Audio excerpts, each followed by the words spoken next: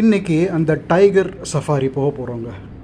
விடிகாலம்பரே கிளம்பிட்டோம். ஏன்னா ஒரு 20-30 மைல் ட்ரைவ் பண்ணிவிட்டு அப்புறம்தான் அந்த ஃபாரஸ்ட் டிபார்ட்மெண்ட்டு போய் சேர முடியும் போடுறது. நம்ம நடுக்காட்டில் என்ன இருக்கிறோம் பாருங்கள், ஒரே இருட்டு. கிளம்பும் போதே சொல்லி அனுப்பிச்சாங்க அந்த வாசலில் இருக்கிற அந்த ரிசார்ட் கார்ட்ஸ் எல்லாம், யானைகள்லாம் நிறையா வரும் இந்த நேரத்தில், ஜாக்கிரதையாக போங்கன்ட்டு. ஆனால் நாங்கள் முதல்ல பார்த்தது பாருங்கள், ஒரு முயல் தாவி தாவி ரோடை கிடக்குதுங்க. பரவாயில்ல, நல்ல விஷயமாக தான் ஆரம்பிச்சிருக்கோம். இன்னும் என்ன ஆகுதுன்னு பார்க்கலாம்.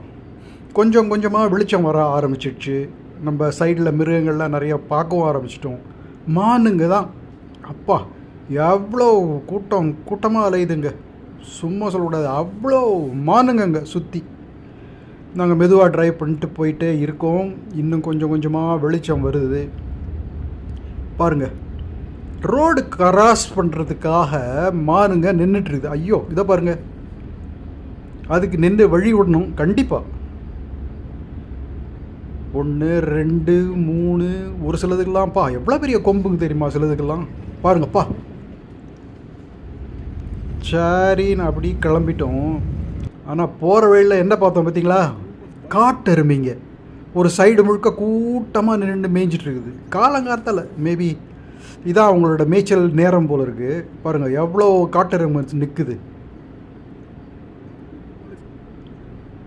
அதுங்க பாட்டுக்கு அது வேலையை பார்க்குது, நம்ம வேலையை பார்க்கலான்ட்டு மெதுவாக ட்ரைவ் பண்ணி கிளம்பி போயிட்டோம்.